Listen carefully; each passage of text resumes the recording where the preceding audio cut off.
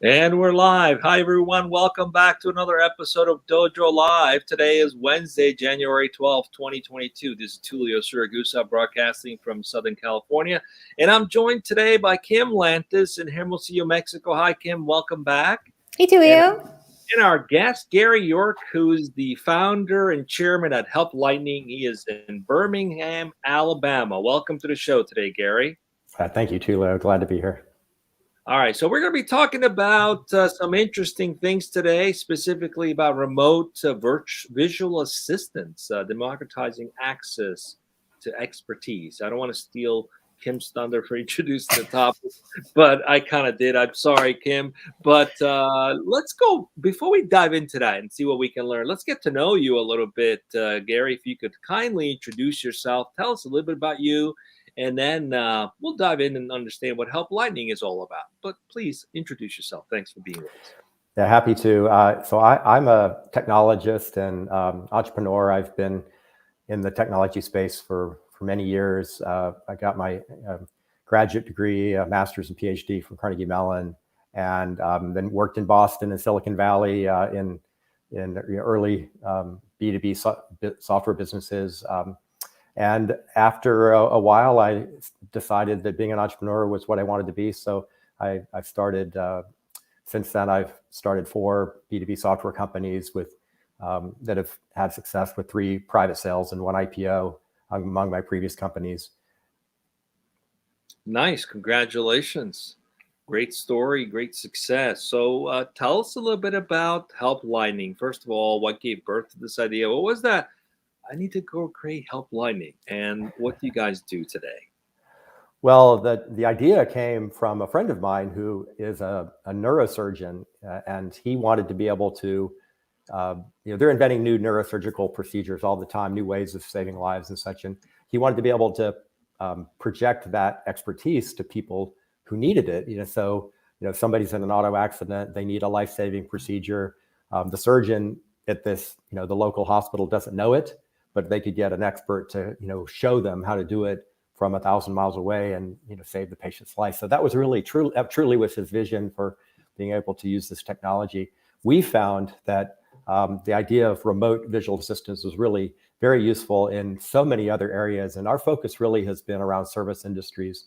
So the idea is that if you're trying to service a piece of equipment, and you as a company, you have your experts, your product experts, your customer service organization, then you can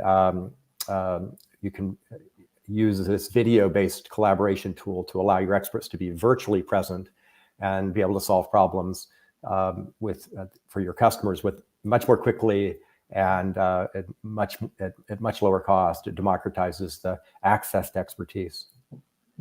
Okay, I'm curious to learn a lot, including, is this more about self-help?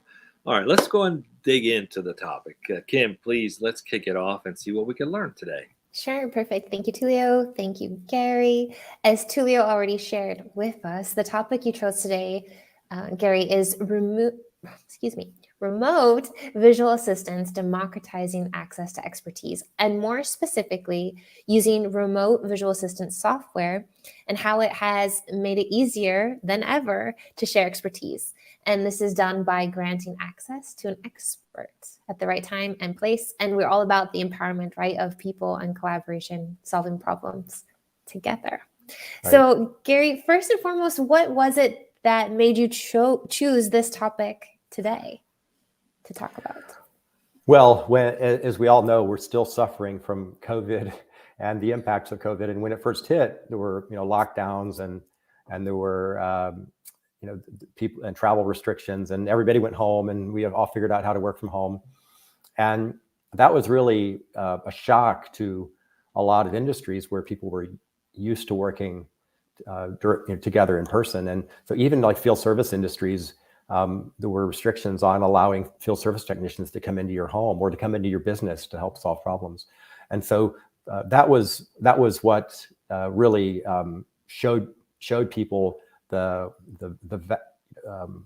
they have to change the way they've been doing business, And it showed that opportunity for using more virtual tools. We're all now, Zoom is now a verb, and that wasn't the case 2 years ago.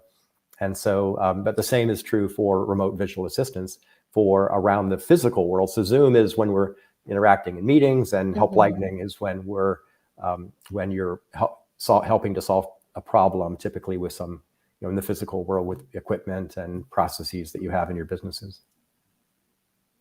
That's fantastic. I think it makes me, as I'm listening to you, this makes me remember some type of a cartoon or an anecdote about all these engineers trying to figure out this, huge problem as to why this giant ship wouldn't work. It wouldn't turn on. And they call in some expert, and he comes in and he looks at it and he just bangs this face with a hammer, and they're like, and, sends his however many thousands of dollars of bill. And they're like, what? You only banged it with a hammer? And he's like, no, you're paying for me to know exactly where I need to hit it and with what.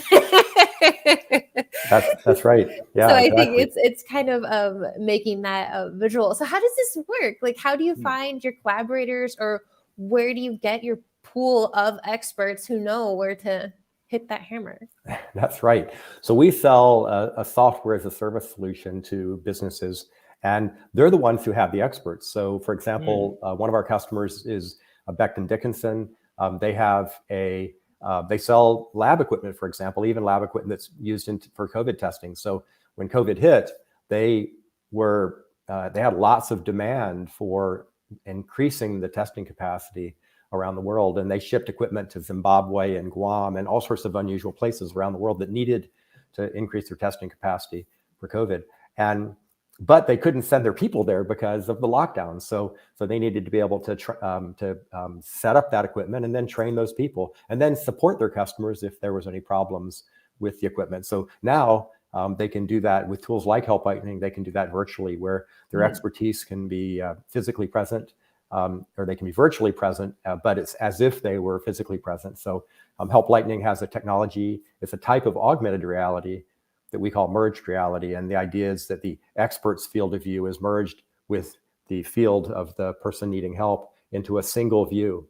And this merged reality allows you to see the hands and tools of the expert in the field of view, showing them what to do. So instead of just talking to you about it and saying, oh, the left button, no, the other left, you can say, this is the button you need to push right here. And and take this dial and turn this dial to the left, counterclockwise a quarter of a turn, and they can see me showing it, so they know exactly what to do. It helps overcome technical language barriers as well as foreign language barriers by being able to show somebody this merged reality. Okay, so let me see if I can just visualize this, right? So let's say I use Thumbnail, I think that's what it's called, and I'm looking for someone to do repair or whatever I need, right? That service provider, that company, could then support their technicians with this video support on how to solve a problem, how to, whatever it is, putting up a television on a wall. And so it's the practitioner that gets the support? Or is it me as the end user? Now I have the option to either have a technician come out, or you're going to help me do this myself, or both. Can you break it down for us? Right. So obviously, a lot of companies, they want their products to be successful, and sometimes it does require special expertise to be able to set up the product, or to be able to do some maintenance activity or tasks, and so that's what Help Lightning is for. So I think you're in Southern California. Cox Communications is one of our customers, and during the pandemic, they made the decision not to send their technicians into people's homes and businesses during the initial phase, because they were concerned about the safety of their customers, but also the safety of their technicians being exposed to the virus. So they now could use Help Lightning to help the customer solve this problem without going into the person's home. And that's exactly how they used it in the initial phases of the pandemic. But even better, imagine for a moment that you don't even have to send the technician out to your house, but instead you can call the 800 number. You can maybe you've ordered some new equipment and you want to get help setting it up. A new Nest thermostat, and you're going to put it in your home, and the technician can show you exactly how to hook it up, exactly what to do. Maybe you got the red and the green wire reversed, and you need to flip them around to make it to set it up, or you can't get it onto the Wi-Fi network, and they can show you exactly how to do that. So now you get that expertise to solve your problem right away. So it not only reduces the cost of potentially sending somebody out to your home, but also it improves customer satisfaction substantially, because you get your problem solved now rather than having to wait till Wednesday sometime between noon and 4 p.m. Right. I love it. It makes a lot of sense. Like, the customer is happier, the business is happier. And I think, I'm guessing there's this trickle down. It's more cost effective for the company, but it's also more cost effective for the clients. I'm assuming the service would be a little less, not having to pay for the gas or whatever it is that it requires to get someone to your home. It certainly can help with costs, but it really helps. You get the trifecta. You get a reduction in cost, but you get an improvement in the quality of service, and you get happier customers. And oftentimes customers are willing to pay for better service. There's lots of studies out there that show that customers are willing to pay more in order to get a higher quality service. And so some of our customers are actually charging for Help Lightning as a way of solving the problem now, and potentially solving it at lower cost for them, and potentially lower cost for the consumer also. Mm-hmm. You mentioned, this having a high impact in more, at least relatively speaking, to the United States, remote places like Zimbabwe. How do you work out the dependency on internet itself in places that are, let's say, less stable? Even myself, I don't know what I look like. I'm probably pixelated. My connectivity at my home is not the best. So how do you weigh in that factor? What's a plan B, or how does that function? Right. Well, yeah. So clearly, in a video-based solution, you need internet connectivity in order to be able to use a video-based solution. But obviously, with 4G and now 5G, that actually is becoming more and more of the norm rather than the exception. So there certainly are environments where internet connectivity may not be very good. And fortunately, Help Lightning can dynamically adjust your frame rate and your video resolution based on the available bandwidth.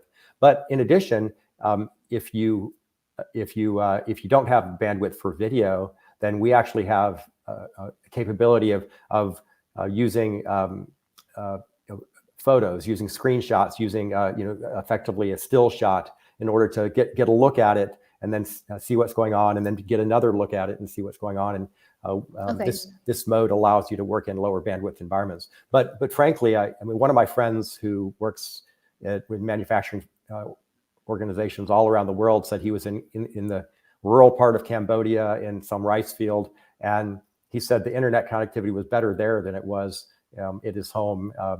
At his home in Georgia. So it's really fantastic.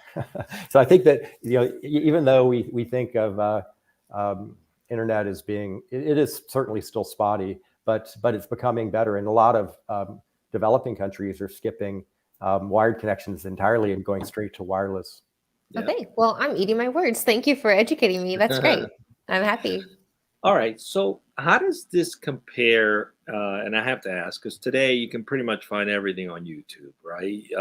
I recently replaced the battery on a Mac, on my kid's Mac, and I learned how to do it on YouTube. I was like so proud of myself. I'm like a little Apple technician changing the battery. My next adventure is changing the screen on another Mac. So, but it's like you have to read it and you got to look at it and you got to pause it. It's kind of cumbersome. So is this like a way, I mean, how does that compare to these self-help videos that are out there? I suppose it's more like I have a partner who's with me when I need them and talks me through it. It's not just watching, pausing, reviewing, pausing, which is kind of a pain in the butt sometimes. Is that the value of this? Can you go a little further for the consumer? I get it for the technician. They get basically support and they can call in to help when they need to, of a senior technician or what have you, which helps them deliver better quality of service. But for the consumer itself, is that really what they're looking for? Is that assurance of having someone there when they need it instead of having to review the video back and forth over and over? What's the thought process? Yeah, no doubt. It's important to have kind of a continuum of options for service. And a lot of service organizations these days are implementing what they call an omni-channel strategy. So they want to be able to use whatever channel you want. If you want to ask your question on Twitter, or if you want to, if you want pure self-help and you don't want to talk to anybody, they want to support you in all of those different ways. So it really is a part of video-based collaboration is just part of that continuum. You may start with self-help, and then you may get to a point where you're stuck, and then you can click on that "Get Help Now" button, and boom, you're in video. The expert can see the progress you've made so far, exactly where you are in the process, or the mess that you've made. Right. I forgot where that little thingy goes. I forgot where that goes. To tell you whether you just need to light a match and burn it up, or where there's a way to recover from this problem.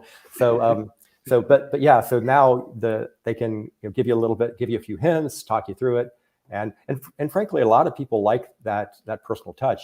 The brands that are often being the most successful are those that where you make your customers feel special. And for a lot of our customers, they don't have YouTube. You're not going to be able to find a lot of YouTube videos on how to support the Otis brain elevator surgery equipment or Becton Dickinson lab equipment. And so, however, they are developing that content. It'll be more of a private repository of content that then they can use for their customers. Yeah, fast forward 2050, self-help brain surgery, like do-it-yourself brain surgery. That's advanced. Yep. Well, remember that the doctor who removed his own appendix in Antarctica back in like the 70s or something? Remember that case? He had to do it with mirrors. I don't remember that. It's a really famous case. I mean, really? It's true. It's absolutely true. He's the only doctor on site. He realized that he needed to have an appendectomy, so he set up mirrors and all this stuff. And the crew there just sort of was in a supporting role as he performed surgery on himself. True story. Wow. I'm going to have to look that up. Yeah. I think he was Russian. Enroll him in one of your videos. Exactly. He probably did now. It happened a while back. Anyway, so I divert. So talking about empowerment, I really like this idea because for me as the end user, I think it empowers me to think, this pride of like, I did that by myself. Yet at the same time, you're supported with this confidence of, am I doing it right? What next? What now? Oops, that didn't work. And so it's really fantastic. What are some of the use cases specifically? I know we've thrown out a couple telecom industries or brain surgery, but can you give us some idea of how this is actually played out in the real world?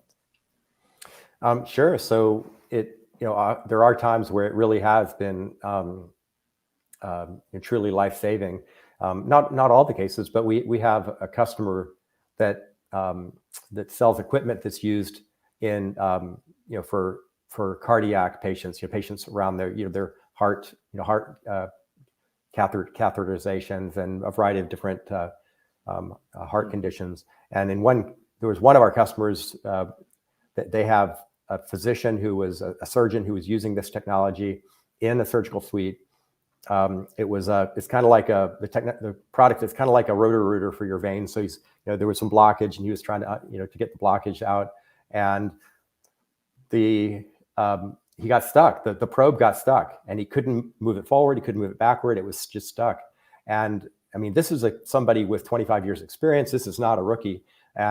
But he was able to call the vendor, our customer, who had Help Lightning available, and the nurse was, using Help Lightning, showing exactly what was going on to the product expert, to the subject matter expert with our customer, and he through about 12 different steps, he was able to guide the physician on how to get it unstuck and to finish the procedure without having to, really truly saving an emergency surgery. They would have had to rush if they couldn't have gotten it unstuck, they would have had to rush the patient into, into open heart surgery in order to address, to address the problem. So we get those stories. It's really fantastic when you hear stories like that, where you're able to provide that expertise exactly when and where it was needed. And that was obviously crucial from a timing perspective, but also, the patient is sitting there on the table and needing this help.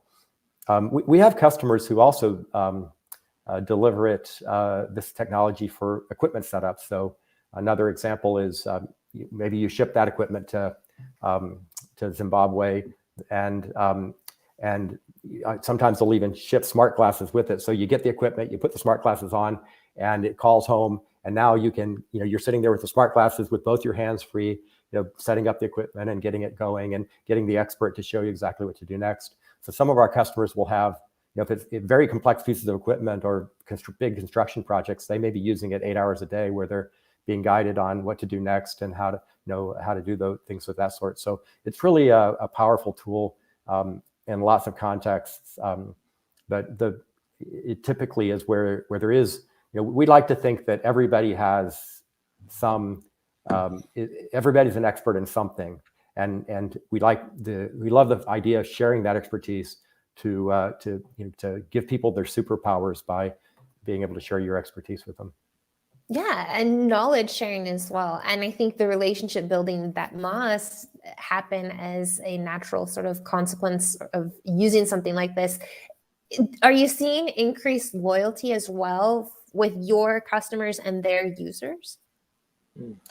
Yes, we have one of our early customers. They actually saw their customer satisfaction score go up over 20% in the first 3 months of using Help Lightning. And they were getting these remarks from people saying, wow, I didn't know you could do that. And I love what you're doing.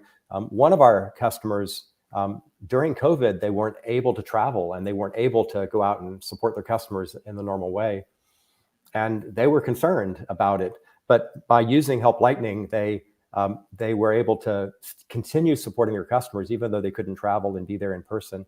And they got, during the summer of 2020, in the first part of COVID, they got their first ever perfect customer satisfaction score from their customers for this product line using Help Lightning to support them, because their customers weren't expecting much. And all of a sudden, they were able to have this really incredible virtual tool to allow them to get the support they needed and keep their businesses up and running. Super cool. Seamless.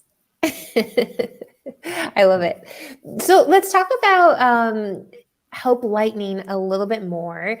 You as a company, how would you describe your company culture for those who might be interested in joining you as you continue to develop this type of technology? What is it that makes you unique as a company?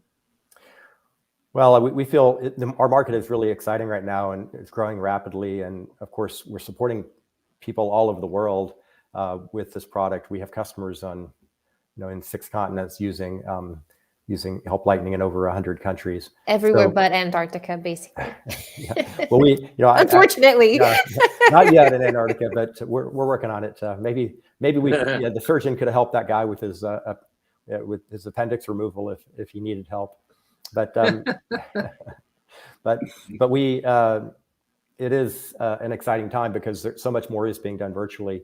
And actually, our company is virtual. We have developers in the U.S. and in Asia, in South America, and also in Europe. And so we're a fairly virtual company. What brings us together is a passion to build a great company, to provide a solution that's valuable to our customers. We measure the most important metric for us as a company is the value we help our customers create. So if we create a lot of value for them, they're willing to pay us for that product and help us continue to grow. So I'd say that our culture is collaborative, it's passionate, and it's we come together for this common mission of building a great company. Nice. And you get to work with some really, really neat little gadgets, I imagine. We do. I mean, we get smart glasses that, oftentimes early releases, and get to explore with lots of cool gadgets. Speaking of cool gadgets and glasses, I'm curious. This is obviously the pandemic has precipitated a sort of in a vacuum, people moving more and more towards self-service models, remote support, etc. So it's not something that's going to go away, obviously, at least not anytime soon. And you've got Meta, Facebook with this metaverse and all this movement towards creating this virtual reality where you can get all kinds of services and things that you can experience. Is this part of that kind of an initiative longer term where you could have a virtual reality kind of scenario for training, for enhancing how things are done? What's your thought process fast forward 5 years from now at this becoming a norm versus an alternative? Right now, it's an alternative, right? How is this? What's your thought process longer term for this kind of technology? Right. Well, a lot of our customers are doing more and more training using virtual reality technologies. We fall. Our technology is really supporting that physical world. So it's not a virtual reality thing where you're interacting with virtual content, but instead we're helping people solve problems in the real world, in the physical world, and that's our sweet spot. But in terms of the long-term vision and the trends that we're seeing that there is the early adopters are being successful in using these technologies and really setting a new standard for what's possible.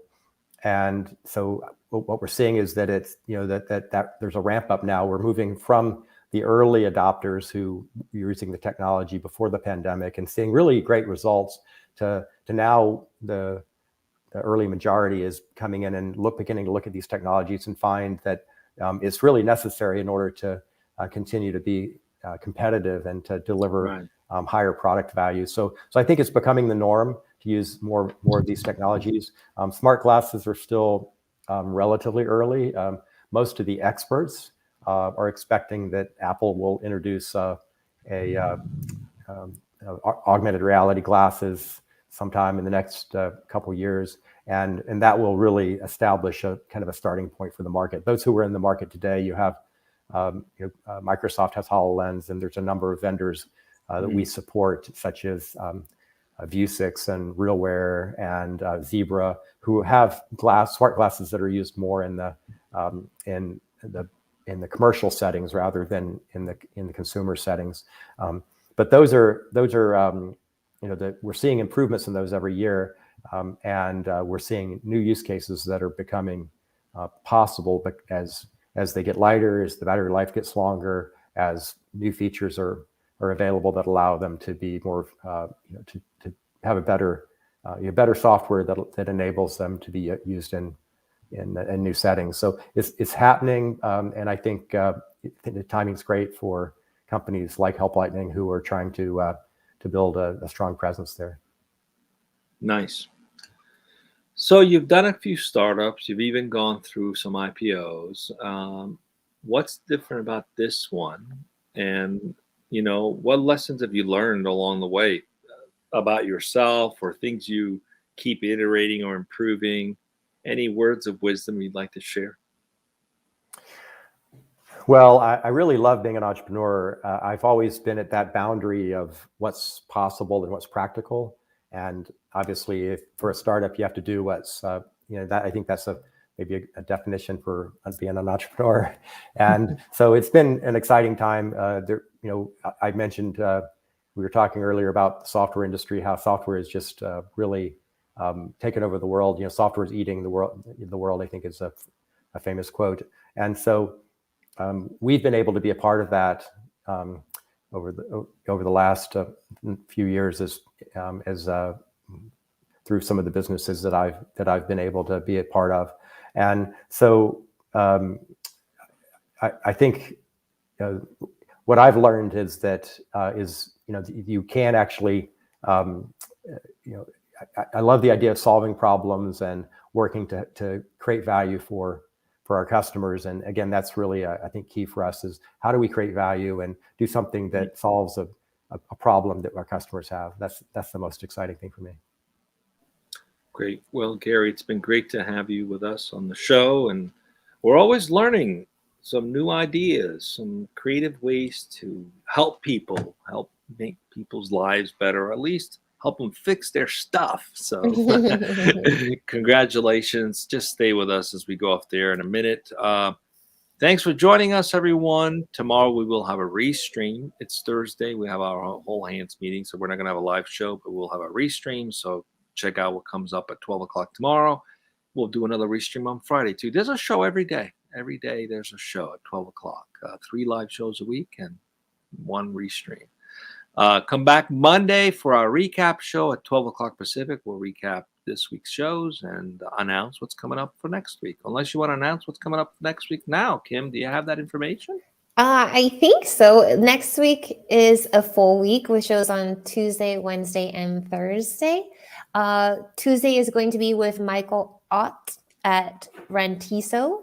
Wednesday is going to be with Tyler Baldwin at Reali. I think that's how you pronounce it. And Thursday will be with Lawrence Cook at NanoPay. I don't have the actual show titles yet for any of those, with the exception of Lawrence, which is Thursday's show, New Customers, a fierce competition between large and small banks. So it's a showdown. All right. Come back.